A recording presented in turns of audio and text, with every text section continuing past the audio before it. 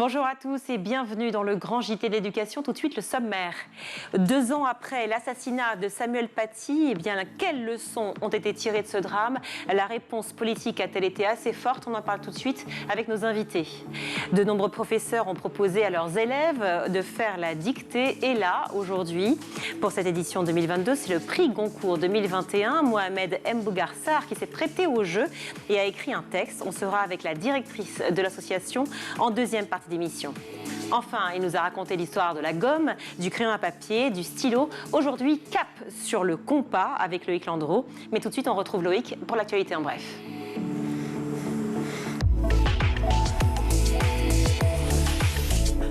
Cher Loïc, bonjour. Bonjour. On commence avec ces affrontements qui ont opposé lycéens et policiers ce matin à Nanterre dans les Hauts-de-Seine.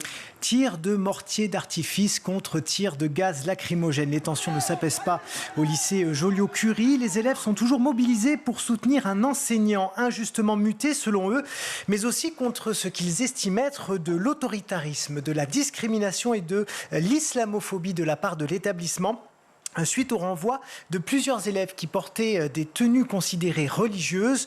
Mardi dernier, déjà, le lycée était la cible de tirs de mortier. 14 élèves ont été interpellés et mis en garde à vue après des heurts avec la police. Et vendredi, le rectorat a été forcé de fermer le lycée suite à des échauffourées avec une cinquantaine de jeunes de la ville. La laïcité à l'école, c'était l'un des thèmes abordés par Pape Ndiaye hier. Il était l'invité du grand jury RTL, LCI, Le Figaro. Une prise de parole très attendue 2 ans, jour pour jour, après l'assassinat de Samuel Paty. Il a été question du salaire des enseignants, du manque d'attractivité de ce métier, de la nouvelle vague de coronavirus aussi. Le ministre a notamment affirmé qu'il n'y avait pas lieu de s'alarmer pour l'instant. Et il a aussi évoqué, vous l'avez dit, les atteintes à la laïcité qui sont au cœur de l'actualité depuis quelques semaines. On l'écoute. Je ne suis pas par principe fermé sur cette question, mais nous avons des études, en particulier des études du Conseil scientifique de l'éducation, qui ont conclu assez invariablement à l'inefficacité de l'uniforme. L'uniforme, qui existe d'ailleurs dans les Outre-mer, peut être déjoué par des accessoires, peut être déjoué par des comportements. Donc il ne faut pas penser que l'uniforme serait une réponse qui permettrait de résoudre la question. Voilà, un sujet justement qui fait l'objet de notre question du jour aujourd'hui dans le grand JT de l'éducation. Mais juste avant, vous vouliez nous partager une séquence qui a fait justement bondir les enseignants. Oui, c'est ce moment de l'interview où Pape Ndiaye propose que les professeurs surveillent les enfants dans la cour pendant la pause déjeuner. Regardez. Je suis frappé par le niveau de violence qui peut exister dans les cours de récréation, au moment de la pause méridienne. Et donc là, il nous faut agir, y compris dans le cadre des nouvelles missions que nous allons confier aux professeurs sous forme facultative. Je suis très attentif à ce niveau de violence, pas forcément physique, mais niveau de violence verbale. Ça veut dire qu'ils pourraient participer à la surveillance des moments de pause Ce sont des choses que nous allons discuter, bien entendu, avec les organisations syndicales. Des déclarations qui ont fait énormément réagir sur les réseaux sociaux. Beaucoup d'enseignants ont affirmé qu'ils ont déjà beaucoup à faire au quotidien pour sacrifier en plus leur pause du midi, indispensable évidemment à leur bien-être avant de reprendre les cours de l'après-midi. Et pour finir, et bien sûr, avec ce grand entretien, un point sur la grève de demain, mardi. Journée noire ce mardi dans les transports publics, le commerce, l'énergie, la santé et donc l'éducation nationale. Mais pour Pape Ndiaye, pas de crise. Selon lui, le dialogue a été restauré avec les organisations syndicales. Je ne parlerai pas de climat social tendu. Nous avons rétabli de bonnes relations, des relations confiantes, transparentes avec les organisations syndicales. On n'est pas d'accord sur tout, bien entendu, mais nous avons un dialogue social extrêmement constructif, extrêmement riche depuis le mois de juin. Nous allons poursuivre nos échanges sur toutes les questions qui concernent les personnels de l'éducation nationale. Et bon courage à tous pour demain, évidemment. Merci Loïc. 2 ans après l'assassinat de Samuel Paty, eh bien, quelles leçons ont été tirées de ce drame? On en parle tout de suite avec nos invités.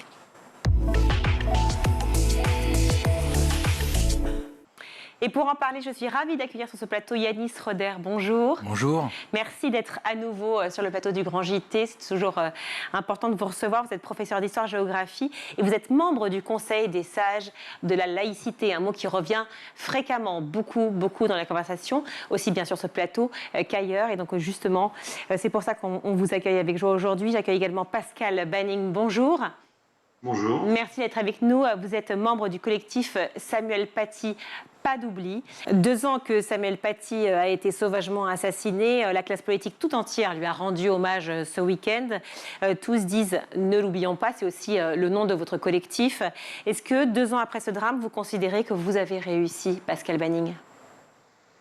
Je ne sais pas si on peut dire réussi. En tous les cas, à Vire, la municipalité, suite à l'entretien de cette mémoire par le collectif Samuel Paty, pas d'oublier à Vire, a fini par baptiser une place du nom de Samuel Paty, un square Samuel Paty, l'endroit où on se rassemble depuis le 16 novembre 2020, on se rassemble chaque mois pour justement essayer de se poser la question de ce qu'on peut faire pour ne pas tomber dans l'oubli, pour que ce geste, en tous les cas, ne passe pas à la trappe de l'actualité qui se superpose indéfiniment. Oui, le 16 octobre, on le disait, effectivement, ça fait 2 ans, presque jour pour jour. En effet, Yanis Roder, quel impact cela a eu au sein même des établissements, selon vous, cet assassinat horrible et l'impact évidemment médiatique dont on a parlé ? Vous savez, d'abord, je crois que cet impact il a été très divers, mais d'une manière générale, dans le monde enseignant, je pense que l'assassinat de Samuel Paty relève d'une véritable rupture. Il y a eu un avant et un après Samuel Paty. Aujourd'hui, aucun enseignant qui aborde les questions, notamment ces questions religieuses et ces questions de laïcité, n'a pas en tête ce qui est arrivé à Samuel Paty. Donc nécessairement, cela a un impact sur la manière dont on va parler de ces questions, dont on va faire cours, dans la manière dont on va s'adresser aux élèves, même si ce n'est pas nécessairement conscientisé.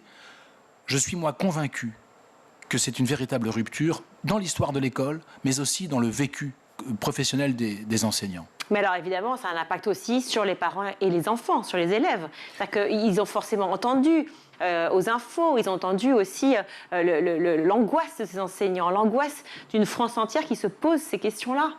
Ils ont entendu il y a 2 ans, mais vous savez, nous avons pour habitude, malheureusement, dans notre pays, mais pas uniquement dans notre pays, de fabriquer de l'amnésie en permanence. Et les jeunes, notamment, qui sont dans cette culture du zapping permanent, passent d'un événement à un autre et n'impriment pas nécessairement. J'ai fait ce matin, puisque je n'avais pas cours vendredi, j'ai fait ce matin 2 heures de cours sur l'assassinat de Samuel Paty, la liberté d'expression, le rôle de l'école de la République. Il a fallu que je rappelle pour certains élèves qui ont 14-15 ans ce qui était arrivé il y a 2 ans. Donc vous savez, je pense qu'il nous faut nous décentrer et nous dire que il y a une partie des jeunes sur lesquels tout cela glisse, quoi que ce soit d'ailleurs. Tout cela glisse. Donc il nous faut rappeler tout cela. Est-ce qu'on peut comprendre, d'ailleurs, je vais vous poser la question aussi à vous, Pascal Banning, même si évidemment vous êtes membre du collectif Samuel Paty, pas d'oubli, est-ce que vous pouvez comprendre que justement des élèves de 14-15 ans qui sont quand même pris par une pandémie qui leur arrive sur la tête, qui sont pris par la guerre en Ukraine, qui sont pris par les problèmes de l'inflation et des parents qui leur disent je suis désolé, on ne pourra pas partir en vacances, non, tu ne vas pas acheter telle trousse ou tel agenda. Enfin bref, qui sont pris par tous les problèmes du quotidien, etc. Est-ce que vous pouvez comprendre qu'il faut répéter encore et que certains passent à côté, évidemment, de l'essentiel, si je puis dire? Alors répéter, je ne sais pas si ça suffit. En fait, la question c'est d'utiliser peut-être le souvenir de ce qu'était Samuel Paty, c'est-à-dire un enseignant qui essayait de forger des esprits à la conscience relative au droit, à l'expression et à l'ensemble des valeurs qu'on pourrait avoir envie de défendre. C'est d'associer ça à de l'action.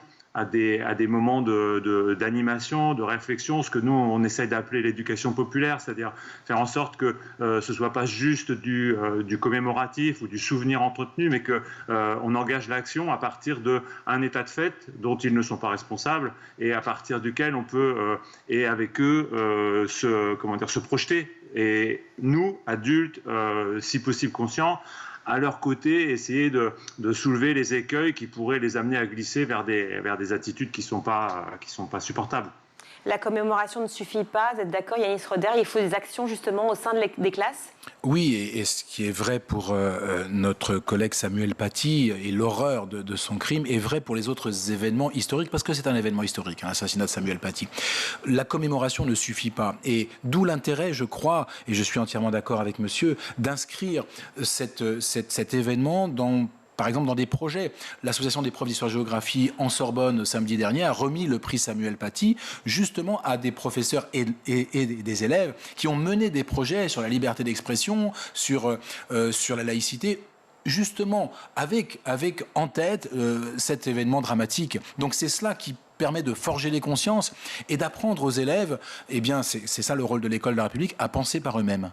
Alors 2 ans après ce drame, évidemment, l'heure est, alors j'irais dire au bilan, mais en fait elle est au bilan depuis le début, ou sinon il n'y a peut-être pas de bilan non plus aujourd'hui, mais en tout cas à tirer des leçons, on en parle. Depuis la mort de Samuel Paty, plusieurs professeurs ont pris la parole pour alerter sur la difficulté d'une école vraiment laïque, ou du moins de la transmission. Vous, en tant que professeur d'histoire-géographie, il est compliqué, et on en a déjà parlé sur ce plateau, de pouvoir parler de certaines périodes de l'histoire, de certains moments. Et on se souvient aussi de ce professeur de philosophie à Trappes dernièrement. On a reçu aussi la journaliste Karine Azopardi qui a écrit un bouquin avec un professeur. Le livre s'appelle « Ces petits renoncements qui tuent ». Ces profs interpellent justement sur l'islamisation. Et je veux bien faire un petit point. L'islamisation, on parle d'intégrisme, on ne parle pas de l'islam, c'est deux choses différentes. Qu'est-ce que vous répondez justement à cela ? Que je rejoins cette idée qu'il y a une forme de radicalisation des pratiques et notamment de la visibilité de cette radicalisation. Ça ne veut pas dire que nos compatriotes français musulmans sont en train tous de basculer dans le salafisme ou le wahhabisme, pas du tout. Et puis certains, justement, sont aussi les victimes eux-mêmes, musulmans désintégristes. Ce n'est pas ce que je dis. Je dis simplement que sur le terrain, il y a un déplacement des normes. C'est-à-dire, on voit... Moi, je le vois, ça fait plus de 20 ans que je suis dans mon établissement. Je vais vous prendre quelques exemples. Il y a quelques années, cela n'arrivait jamais que des élèves se bouchent les oreilles quand en cours de musique, par exemple. C'est des choses qui maintenant peuvent arriver. C'est arrivé, vous l'avez vu, en fait, on vous en a parlé dans votre établissement ? Dans mon établissement, oui. Sur quelle chanson ? Quel titre ? Je ne sais pas, c'était de la musique, de toute façon. Mais une musique religieuse ou quelque chose qui... Non, pas du tout. J'étais en formation, j'assurais une formation il y a une quinzaine de jours, et j'ai appris dans un établissement, une classe entière, menée par 2-3 élèves, c'est toujours comme ça que ça se passe, a refusé de chanter. Donc ça, ce sont des phénomènes nouveaux, mais je veux dire par là qu'on assiste finalement à une intériorisation par une partie des élèves et peut-être de leur famille de normes qui en fait ne sont pas des normes musulmanes, mais qui sont des normes islamistes, mais que eux considèrent comme étant musulmanes. Voilà, on assiste à un déplacement. Et ces petites victoires de l'islamisme sur le terrain, nous les voyons notamment par le port de vêtements qui ne sont pas des vêtements recommandés nécessairement par les musulmans ou par l'islam, mais par certaines formes d'islam radical. Et c'est ça qui est intéressant à observer et qui peut inquiéter aussi, c'est ce déplacement des normes, glissement progressif, évidemment qui reste minoritaire, mais qui est là, vers des formes de pratiques qui sont plus radicales, sans que cela nécessairement entraîne un basculement dans le salafisme. Alors on va y venir justement sur les tenues, parce que vous pensez bien que c'est ce qui fait l'objet aussi de beaucoup de discussions, puisque Pape Ndiaye a été reçu sur RTL avec LCI Le Figaro, et justement on a une longue interview, on va en parler de ça tout de suite, mais je veux revenir juste par rapport à vous, Pascal Banning. Ces derniers jours, on a une nouvelle histoire, encore et encore. Un enseignant d'histoire-géographie dans un lycée en Essonne a reçu une lettre anonyme lui promettant le même sort que Samuel Paty, lettre qui était par ailleurs antisémite, je cite, « Des Juifs, on n'en veut pas dans les lycées, restez dans vos synagogues ». Évidemment, cela suscite la colère, l'extrême colère. Comment vous réagissez justement, vous qui êtes membre du collectif Samuel Paty, qu'on puisse encore aller jusqu'au bout de cette défiance-là, de cette provocation ? C'est un jeune qui a écrit ça ? Il me semble. Je ne sais pas s'il y a des solutions. En tous les cas, nous, à notre échelle, je ne sais pas si on est en capacité d'apporter des réponses concrètes et efficientes. On part du principe que, en tout cas, ce qui nous a peut-être touché le plus, c'est que le jeune qui a décapité Samuel Paty, il était tout juste majeur. Enfin, et à cet endroit-là, c'est un problème de l'environnement éducatif général. C'est-à-dire que c'est pas possible, c'est pas pensable qu'à 18 ans, quand on est à peine émancipé, qu'on puisse en arriver à des actes comme cela. Ça veut dire que la formation de l'esprit n'a pas été réussie. Alors qu'aujourd'hui encore des jeunes préfèrent avoir des comportements agressifs, violents comme ceux que vous citez, pour moi ça ressemble plus à un échec de notre capacité à créer un environnement éducatif suffisamment rassurant, suffisamment structurant. Mais l'environnement éducatif dont vous parlez, il y a les élèves eux-mêmes, peu importe l'âge d'ailleurs, collégiens ou lycéens, et il y a les parents effectivement qui sont autour. Dans les deux cas, effectivement pour Samuel Paty, ou tout comme ce professeur d'histoire-géographie, on me dit à l'oreillette que c'est le jeune effectivement a été choqué, provoqué, et les parents ont réagi en envoyant effectivement une menace à ce professeur, en recitant le nom de Samuel Paty. Donc on est vraiment dans une provocation qui est répétée et re-répétée. C'est effectivement un avant et un après, comme a dit Yanis Roder. C'est-à-dire que c'est un événement marquant de l'histoire.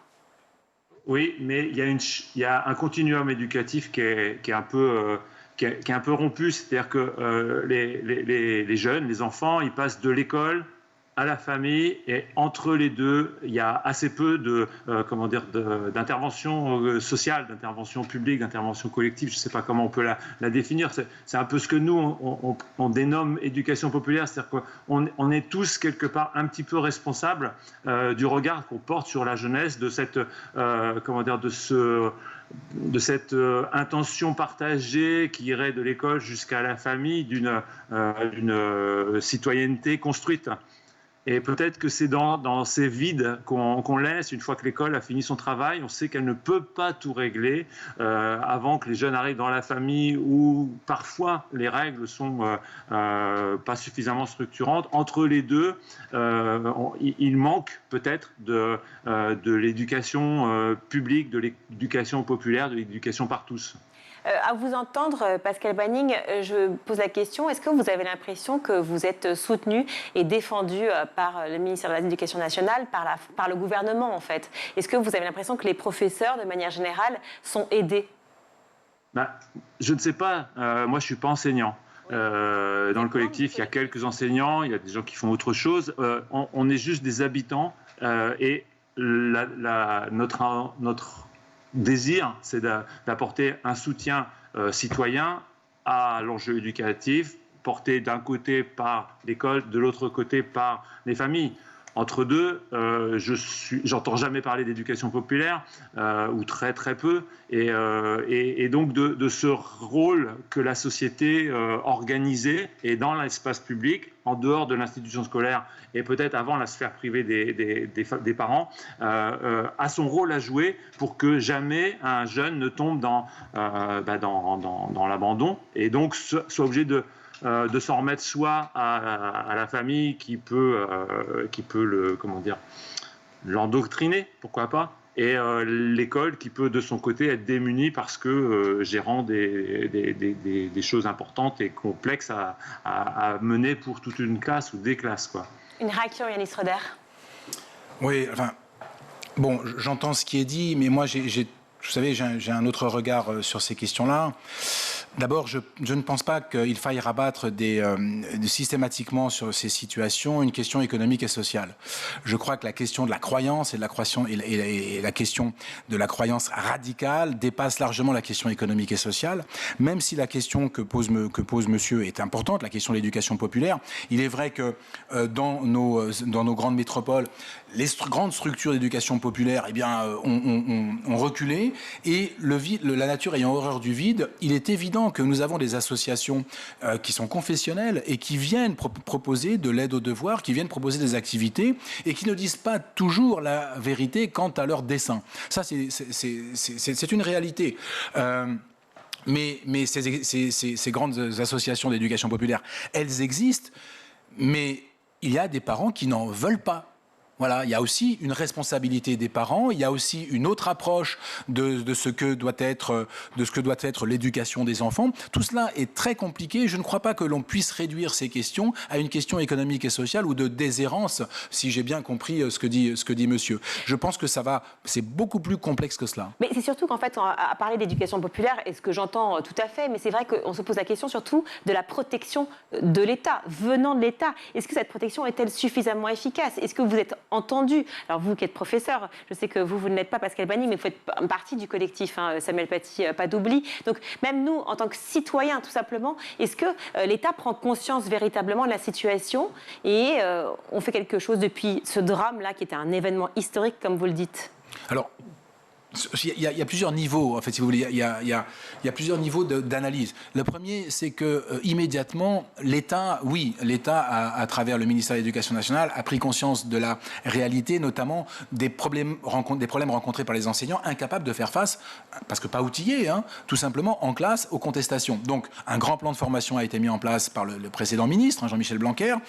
Une épreuve au recrutement de concours des enseignants, à tous les concours, a été mise en place également sur ces questions de valeurs et de principes de la République, de manière à mieux outiller intellectuellement et scientifiquement les enseignants. Ça, ce sont des choses qui sont mises en place. Après... Mais excusez-moi, les formations, elles sont réelles? Elles sont réelles.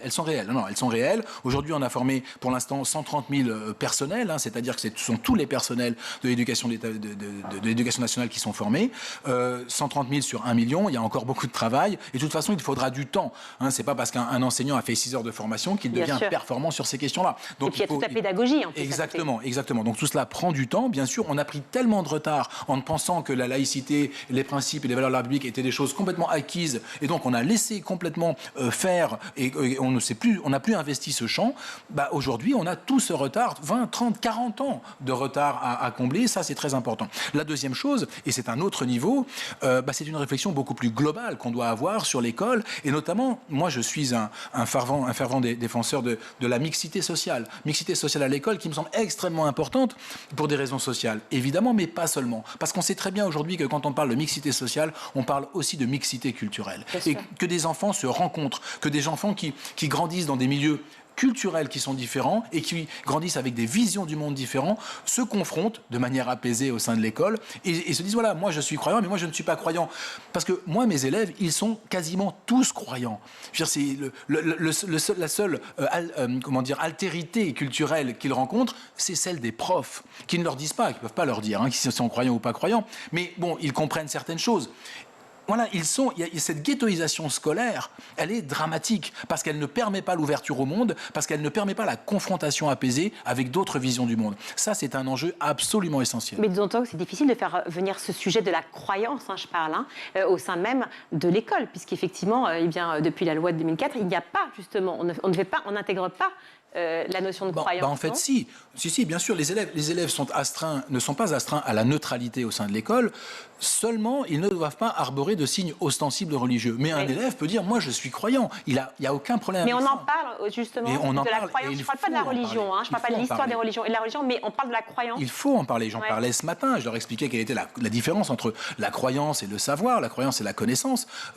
Il faut parler de ça, bien sûr, c'est très important. Et leur expliquer ce qui fait la différence, ce qu'on fait à l'école et de quoi relève la croyance. C'est très important de le faire parce que sinon, ils ne comprennent pas pourquoi l'école est laïque et ce qu'ils font à l'école. Alors, j'aimerais revenir juste, je dis juste parce qu'en fait, le temps presse malheureusement et j'aimerais beaucoup discuter longtemps avec vous, mais la laïcité, donc, s'est mise dans le débat depuis la rentrée. En septembre, donc, 313 signalements pour les atteintes justement à la laïcité dans l'établissement. On en parle depuis tout à l'heure, justement, les fameuses tenues et signes religieux ostentatoires à l'école. Pour certains élèves, certaines tenues comme les abayas ou les camis sont devenues un peu un lieu commun, c'est-à-dire que les portes en classe.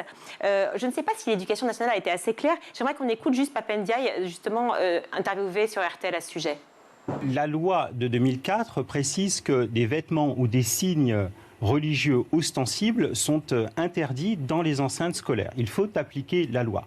Ensuite, nous n'allons pas publier des catalogues interminables de centaines de pages pour préciser les longueurs de robes, les longueurs de manches, les couleurs. Bien entendu que ce genre de précision serait instantanément déjoué par celles et ceux qui voudraient... C'est pourtant ce que vous demandent les chefs d'établissement. C'est-à-dire que face à certaines tenues, ils demandent justement une fermeté de l'État face à des tenues religieuses qui s'installent aujourd'hui dans les établissements. Il y a fermeté de l'État, ça je peux vous le garantir. Donc Samuel Paty, excusez-moi, Pape Ndiaye, le ministre de l'Éducation, demande justement un discernement de la part des enseignants. Est-ce que c'est possible ça? Est-ce que c'est aux enseignants de porter ce rôle-là, cette responsabilité-là? Yanis Roder, je vous demanderai la même question, Pascal Banning. Moi, je crois que la loi de 2004 est assez claire, et notamment sa circulaire, parce que j'entends toujours parler de la loi du 15 mars 2004, mais il y a une circulaire d'application qui date du 18 mai 2004. Et cette circulaire, elle dit une chose très claire dans son article 2.1. Elle dit que tout vêtement qui amène à être reconnu dans une appartenance religieuse doit être banni. Ça me semble pas compliqué. Oui, mais une petite croix grande comme ça passe. Alors une kippa, ça passe plus? Non, ça passe pas. Non, mais justement, qu'est-ce qui passe, qu'est-ce qui passe pas? C'est compliqué. Ce qui permet d'être identifié dans sa pratique, de manière ostensible, dans sa pratique religieuse. Mais c'est assez flou, Yanis Roder. C'est difficile pour certains professeurs. Quand même. Moi, je pense pas que ce soit flou. Une abaya, c'est très clair. Et une petite croix comme ça passe? Une petite croix, on la met discrètement sous son pull. Ah, sous son pull. Bien sûr, on la glisse sous son pull, évidemment. Mais il faut que ce soit discret et le plus discret possible. Mais là, on ne parle pas de signes discrets. On parle de robes qui ont une signification. Quand vous parlez avec ces jeunes filles, elles vous disent, voilà, moi je porte cette robe parce que je suis modeste ou je suis pudique. C'est-à-dire, je dois cacher mes formes. Mais pourquoi dois-tu cacher tes formes? Parce que, parce que pour des questions religieuses. En fait, tout est dans le message qui est porté. Exactement. Il ne faut pas se leurrer. Ces jeunes filles, quand elles arrivent en abaya, avant d'entrer dans le lycée, elles enlèvent toutes leur voile. Et elles vont nous dire après que ce n'est pas religieux. Pascal Banning, juste dernier mot de fin. Qu'est-ce qu'on peut espérer pour vous, pour le collectif Samuel Paty, pas d'oubli, pour les prochains mois et prochaines années? Évidemment que ça ne se reproduise pas, mais quoi d'autre? Qu'est-ce qu'on peut espérer? Que de plus en plus de citoyens, d'habitants se retrouvent, échangent, débattent, abordent des questions de société sur la place publique, soient pas mal à l'aise avec toute question qui relève de notre organisation collective, et qu'à l'intérieur de cette liberté d'expression construite sur la place publique, les jeunes soient associés, soient écoutés, soient entendus, et qu'on essaye de reformer des agoras pour que les sujets soient discutés avant qu'ils ne soient interprétés et poussent des individus qui n'auraient pas tout compris à des actes odieux. Je ne sais pas si c'est un vœu très concret, mais voilà.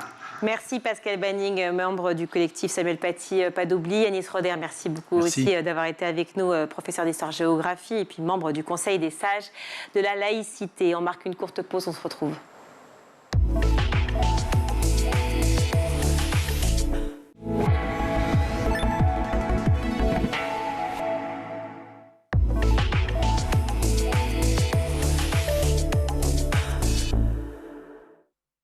De retour dans le grand JT d'éducation, je suis ravie d'accueillir Christelle Cottard. Bonjour. Bonjour. Merci d'être avec nous. Vous êtes la directrice de ELA France, une association créée en 92 et qui lutte contre les leucodystrophies. Coup d'envoi aujourd'hui de la campagne « Mets tes baskets et bats la maladie », une campagne qui a pour but de sensibiliser les jeunes à la maladie, à la solidarité, au respect et au handicap. On en a bien besoin de tout ça dans la solidarité générale et dans la société en particulier. Peut-on rappeler ensemble ce que sont justement les leucodystrophies? Alors les leucodystrophies sont des maladies génétiques rares qui touchent le système nerveux, c'est-à-dire la gaine blanche qui recouvre le système nerveux, qui s'appelle la myéline, qui permet la bonne conduction de l'influx nerveux. Et en fait, cette gaine blanche est de mauvaise qualité, ce qui fait que l'influx nerveux passe mal. Et donc, ça entraîne des handicaps ça entraîne la paralysie des fonctions vitales. La sclérose cérébrale, c'est ça que j'ai lu? Oui, en quelque sorte, ça diminue en fait petit à petit les fonctions principales comme la parole, comme la marche, comme la vue, comme l'équilibre, la concentration. Donc forcément, c'est un handicap mais ça progresse petit à petit et c'est des handicaps qui peuvent être très lourds. Et donc ça touche des enfants, des adultes également. ans. Et voilà. Et donc, la leucodystrophie est une maladie extrêmement grave qui progresse malheureusement. Et il n'y a pas de traitement aujourd'hui pour soigner ces maladies. Alors justement, il n'y a pas de traitement. Votre association a pour but de financer cette recherche en permanence pour pouvoir justement faire évoluer et enfin arriver, on espère au plus vite, à un traitement efficace. Soutenir aussi les familles qui en ont bien besoin. À la fois les enfants et adultes d'ailleurs qui sont malades, mais aussi tout leur entourage, car c'est très lourd. Sensibiliser l'opinion publique. Vous sentez le public n'est pas vraiment encore conscient de l'urgence de lutter ensemble contre cette maladie? Alors effectivement, du fait que ce sont des maladies rares, les maladies, c'est une maladie, mais qui représente 30 formes différentes. Donc elles ne sont pas connues de tout le monde. Et c'est ça, d'où l'importance de sensibiliser le public, l'opinion publique en tout cas, pour faire connaître ces maladies-là. Et effectivement, peut-être qu'il n'y a pas suffisamment de considération par rapport à la gravité de ces maladies-là. Alors des parents et marraines de choix vous ont rejoint. Oui. Notamment Zinedine Zidane en 2004 à l'occasion de la première dictée. Comment vous est venue l'idée de cette fameuse dictée? Alors en fait, justement, pour sensibiliser un maximum les gens et tout particulièrement les enfants, parce que c'est un vecteur d'information qui permet, c'est quelque chose de touchant, et donc ça a été une idée vraiment prometteuse, et cela fait 27 ans que l'opération Mété Basket est organisée dans les écoles, et chaque année ça mobilise plus de 2500 établissements scolaires et plus de 500 000 élèves. Donc ça progresse depuis toutes ces années, et le but est là, et le but est là, c'est l'occasion de le dire.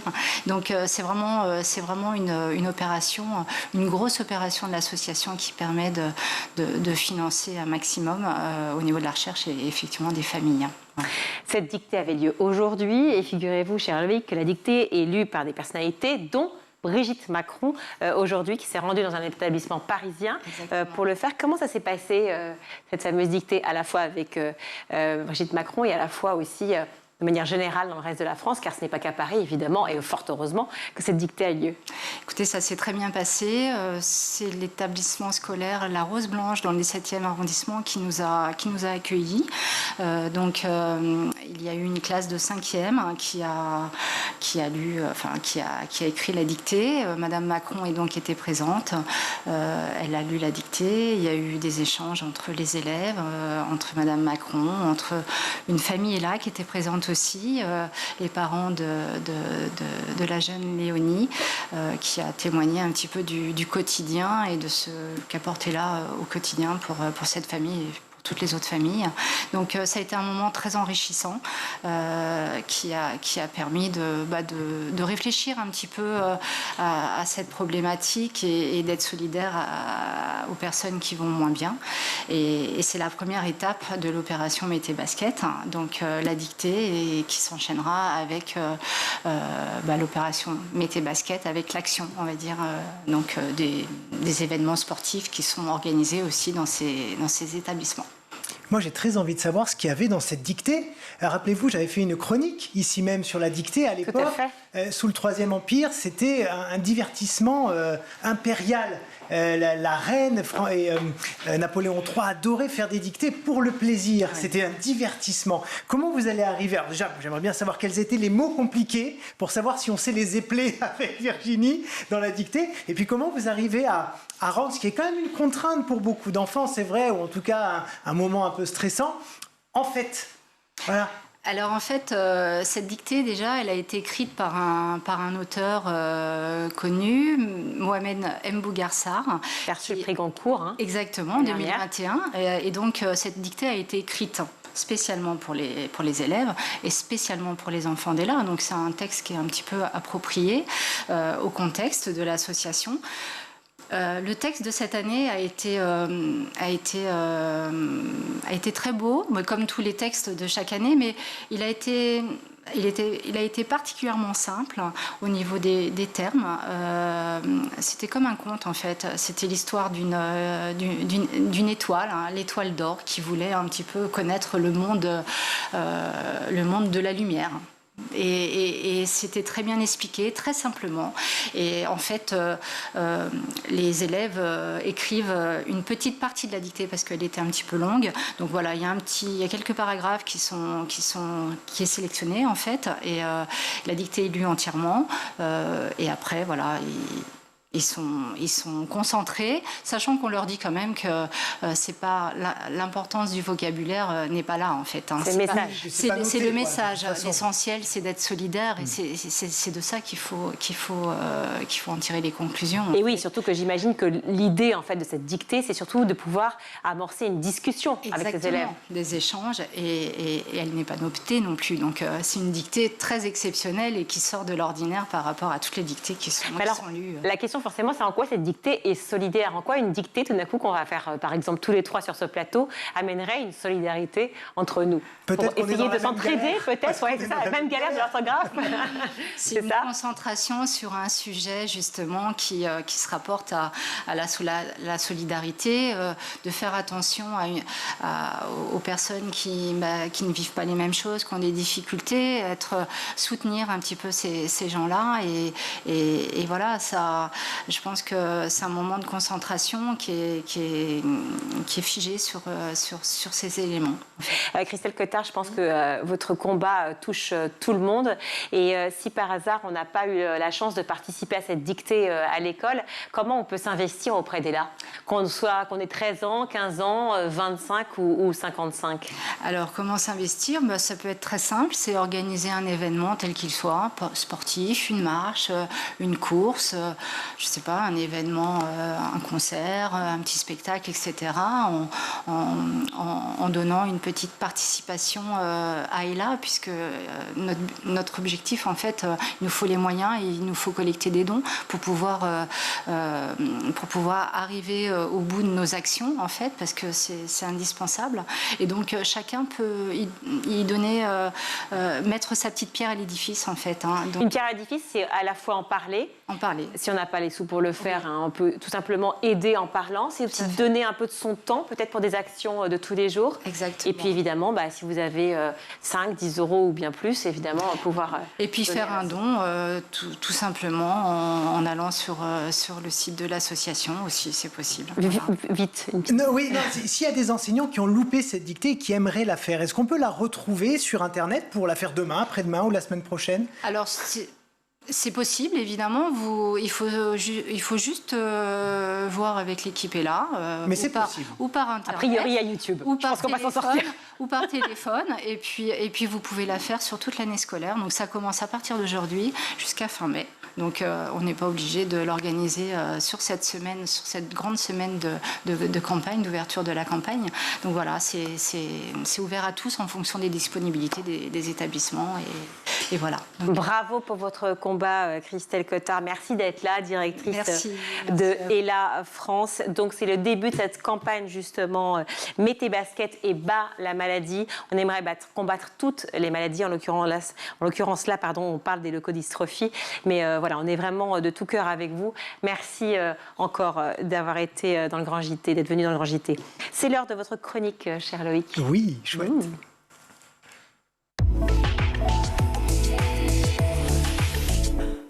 Cher Loïc. Oui.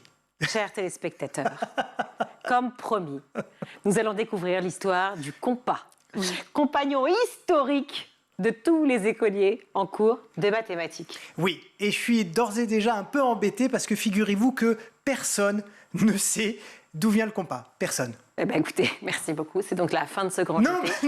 Non, attendez. J'ai quand même plein de super choses à vous raconter. Notamment, une chose qu'on sait avec certitude, c'est que des archéologues ont retrouvé des tablettes d'argile et des plaques de pierre qui datent de 2000 ans avant Jésus-Christ, avec des tracés réalisés à l'aide d'un compas. Un compas qu'on appelle maintenant, à l'époque on ne l'appelait pas comme ça, mais qu'on a appelé maintenant un compas à pointe sèche. C'est-à-dire que c'est deux pointes pointu, si je puis dire. Voilà, Vous aviez le nom d'avant ou c'est une colle non, que je vous pose? Non, pas du tout. C'était juste pour vous piéger. C'est-à-dire que je ne parle pas l'hébreu ancien, figurez-vous, ni le mésopotamien, donc je ne sais pas, mais en tout cas postérioriquement, je ne sais pas si ça se dit non plus, mais on a appelé ça donc le compas à pointe sèche, 2 bouts piquants pour rayer en fait le support. À l'époque, on rayait les supports et c'était utilisé par les marins, les charpentiers, les tailleurs de pierre pour mesurer et reporter les dimensions. C'est à ça que ça sert. Comme quand on prend ses petits doigts comme ça pour dire alors attends, le meuble il rentre ou il rentre pas.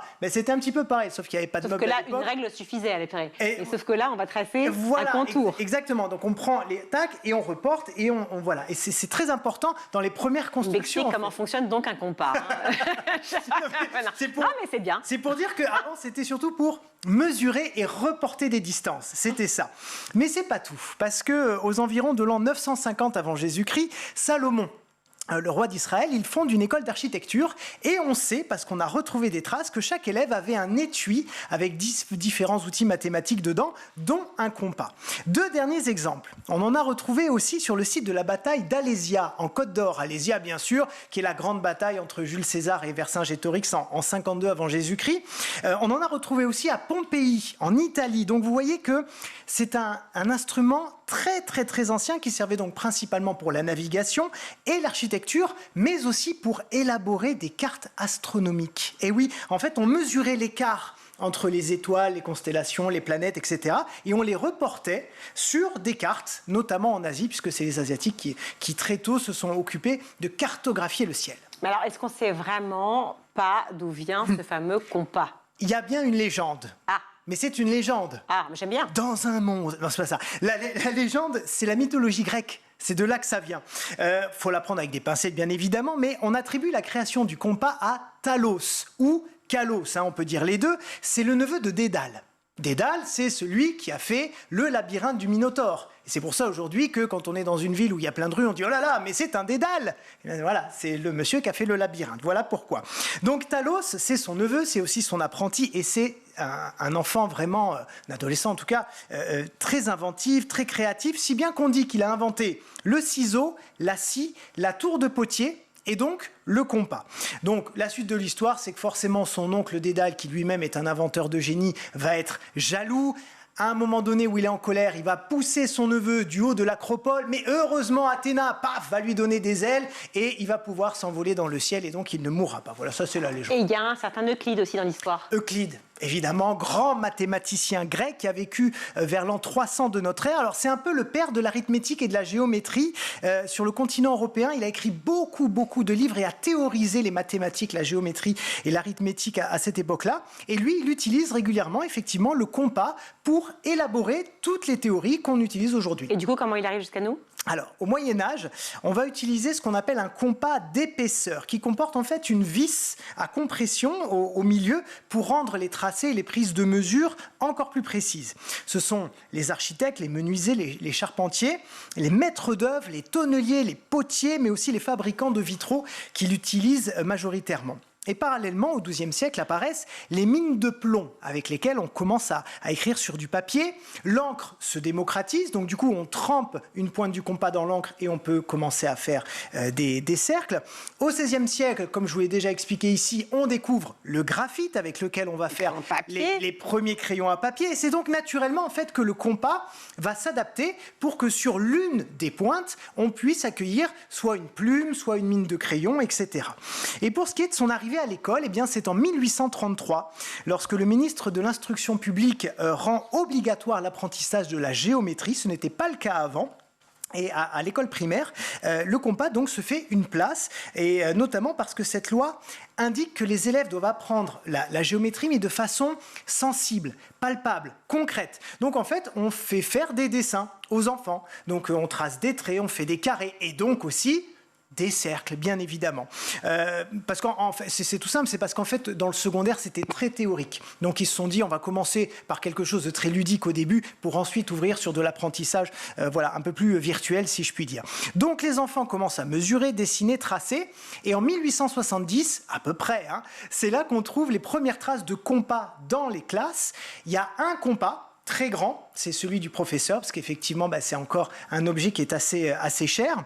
Au début du XXe siècle, c'est dans les écoles les plus riches qu'on l'utilise majoritairement, et c'est dans les années 50, avec l'industrialisation, évidemment, de tous ces objets-là, et bien que chaque élève commence à avoir un compas dans sa trousse qui va lui permettre soit de piquer le copain qui est devant, soit de gratter sur la petite table en bois, L plus V égale un cœur.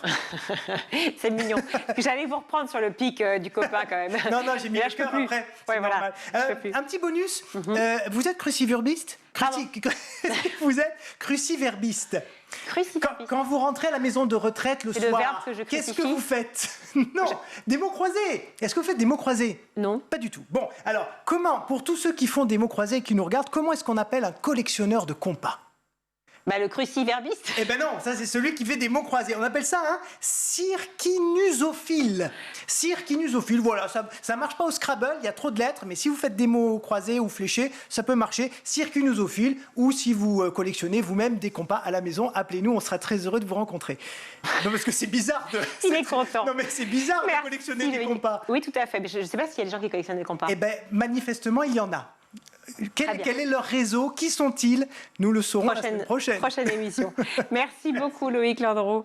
C'est l'heure de retrouver Malika Ménard qui, pour une toute nouvelle saison de Souvenirs d'écoliers et qui nous fait découvrir son invité de la semaine.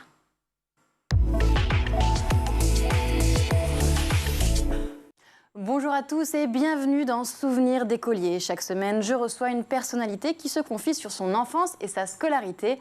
Et avec moi cette semaine, Aria Crescendo. Bonjour Aria. Coucou, comment ça va? Ça va? Oui, très bien. Alors, tu es musicienne, tu es chanteuse, tu es prof de yoga, tu es danseuse. Oui. Et tu es aussi autrice. Et c'est pour ça qu'on te retrouve cette semaine. Yes. Pour ton nouveau livre, Invincible. Yes, mon 3e livre, Invincible. Alors, qu'est-ce qu'il a de différent des précédents? Alors, du coup, dans mon premier livre, c'était que sur le yoga, parce que les 3 livres, c'est du yoga. Le deuxième, il y avait du yoga et des healthy food. Donc, toutes les herbes chinoises, là aussi, comment se traiter. Il y a des recettes. Mais là, en fait, dans le deuxième, c'était plutôt comment se traiter sans médecin avec des herbes chinoises, des trucs comme ça. Et dans celui-ci, il y a un petit peu de recettes. Enfin, t'en as que 4 ou 5, je sais plus. J'en ai vu en regardant. Ouais, voilà, il y en a que 4 ou 5. Mais en fait, le sujet principal de ce livre, c'est vraiment comment sortir sa force. C'est le mental. Voilà, en fait, comment sortir... C'est exactement ça. Tu m'as déjà fait un petit coaching. Ouais, voilà, un petit coaching juste avant.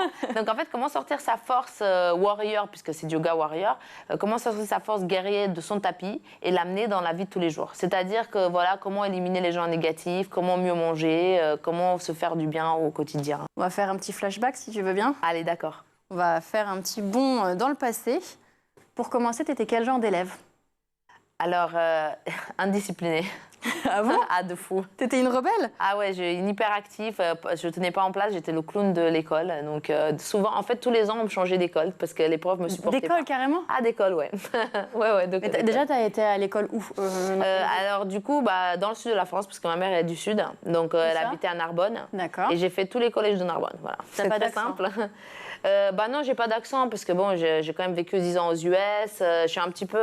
Mon père est de Transylvanie, donc ma mère est française, et je suis un petit peu enfant du monde parce que j'ai vécu donc 10 ans à LA.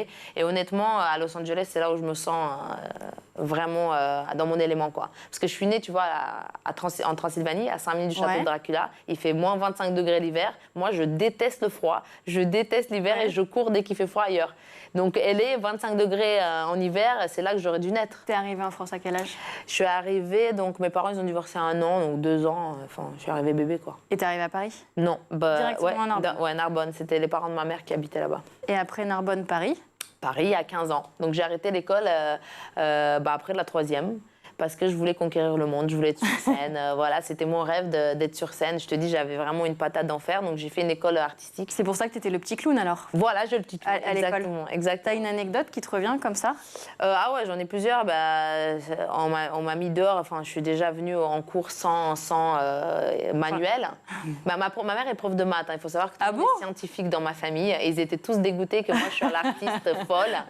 Et en fait, du coup, j'étais très forte en maths. Je connaissais la matière jusqu'en terminale alors que je suis allée jusqu'en 3e, mais ça me plaisait pas, en fait, je m'ennuyais. Donc du coup, je suis venue j'allais sans cahier, sans livre et tout, et je restais comme ça, et la prof de maths, elle était vénère parce que j'avais des super bonnes notes, mais que je n'amenais pas mes affaires. Et dans les autres matières?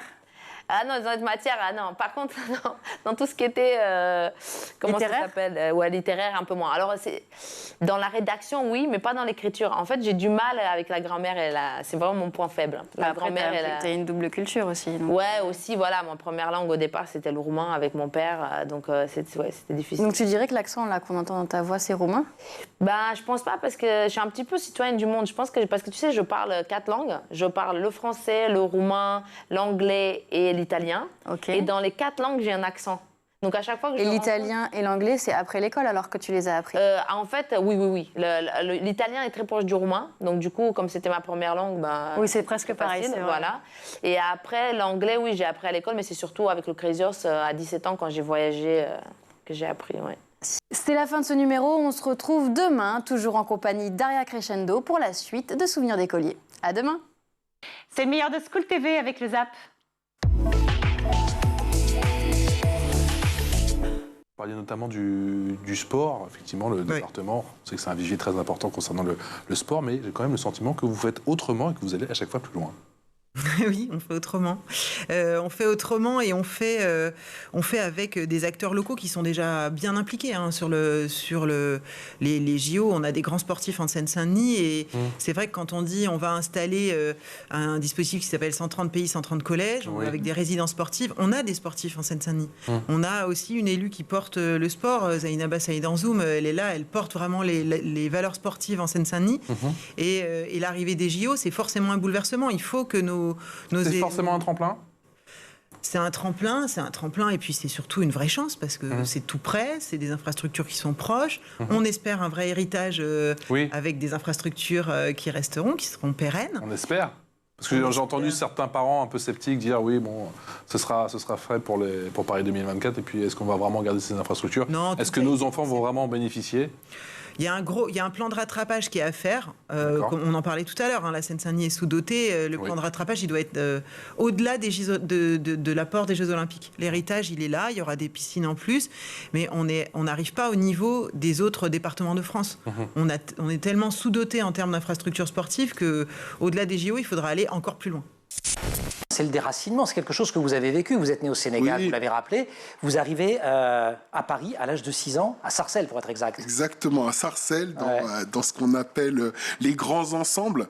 Et je découvre la France, je découvre une culture et une façon de vivre qui n'avait strictement rien à voir avec le Sénégal de mon enfance. Je découvre les portes fermées aussi, et puis je découvre que je suis noir, chose que j'avais pas... Qui vous avait échappé. Ça m'avait échappé quand je vivais parmi les Noirs au Sénégal. Et ça devait faire 2 semaines après mon arrivée. Mes parents acceptent enfin que je puisse sortir tout seul. Et comme en bon Dakarois, je m'éloigne un peu de l'appartement, un peu trop loin au goût de mes parents. Et je me souviendrai toujours de cette journée-là parce que je suis tombé nez à nez avec une famille. Je passais près de leur pavillon et puis un chien s'est mis à gueuler. Donc j'ai changé de trottoir et cette famille est sortie avec leur enfant. Ils m'ont attrapé et m'ont jeté dans les orties en me traitant de sale noir. C'est la première fois que j'entendais sale noir. Bienvenue en France. Et bienvenue en France. Wow. Et le souci, c'est que c'est pas... Si vous voulez... ce qui est dramatique. Pour bien redire les choses, vous avez 6 ans et demi à ce moment-là. J'ai 6 ans et demi à ce moment-là, je suis seul. Et ce qui est cruel, c'est que finalement, à cause de cette phrase, je vais me construire. À cause de cette phrase, il va falloir que je me renforce parce qu'il va falloir que je ne compte que sur moi. Vous êtes un peu bagarreur d'ailleurs, hein, j'ai lu qu'on vous surnommait Abondi. C'était qui Abondi? Abondi, c'est un lutteur de la Casamance, un lutteur célèbre de la Casamance dans mon enfance. C'est votre surnom quand vous êtes petit? C'est mon surnom. Un tout petit peu bagarreur peut-être. Exactement, mais quel choix on a? Soit on reste dans les orties, soit on se lève et on accepte de ne plus jamais y retourner. Et c'est un peu l'idée que ce personnage, Michael, va devoir affronter le regard des autres, se battre pour être lui-même. Chez Euratech, il y a 2 programmes pour ça. Il y a un programme notamment qui s'appelle Euratech Kids. Là, on va chercher des enfants plus jeunes, en l'occurrence que les lycéens et lycéennes de Jean-Michel et des startups à l'école. c'est un programme qui est pensé en atelier gratuit pour que à la fois les familles, à la fois aussi les établissements scolaires de la région de Lille puissent venir, quand elles le souhaitent, à se familiariser à plein de techniques numériques. Exactement, au coding, se familiariser au coding, à la robotique. En fait, c'est très concret. En fait, c'est des petits garçons et des petites filles qui viennent apprendre à faire un robot en une après-midi. Donc, c'est très concret. Et en fait, ce qui est intéressant aussi, c'est de dédramatiser la robotique, dédramatiser le coding. En fait, c'est des programmes, parfois, c'est des enfants avec leurs professeurs, donc tout au long de l'année. Et puis, parfois, c'est vraiment pendant les vacances scolaires. Et c'est également les parents qui viennent. Et ça, c'est intéressant pour les parents de se dire voilà, tout est possible, c'est possible pour ma petite fille autant que pour mon garçon. Et il faut que ça marche, parce que nous, derrière, dans notre verticale et dans notre incubateur qui est dédié à la robotique, on n'a quasiment que des garçons. Donc il faut bien qu'on fasse cette ouverture et qu'on montre que tout est possible dès le plus jeune âge pour voilà, qu'ils puissent se projeter ensuite et que derrière, on ait plus de filles dans la robotique. Voilà. L'éducation, outil d'intégration, on le sait. Est-ce que c'est un remède à la discrimination et aussi aux clichés qui ont la dent dure parfois, à commencer par votre département? Oui.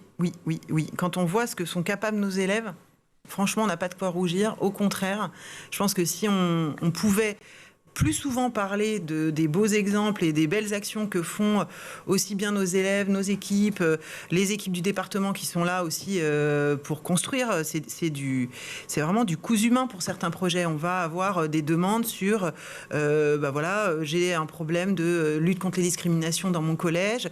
On va chercher exactement le bon interlocuteur parce que il y a eu des bagarres entre des différentes, les garçons ou les filles qui ont un vrai réel problème. On va travailler sur tout l'écosystème autour. Parents, toilettes peut-être, parce qu'il y a des endroits où ça ne va pas, où on se sent pas bien, où on est embêté, garçon-fille. C'est souvent dans les lieux tierces, la perme, les toilettes, la cantine.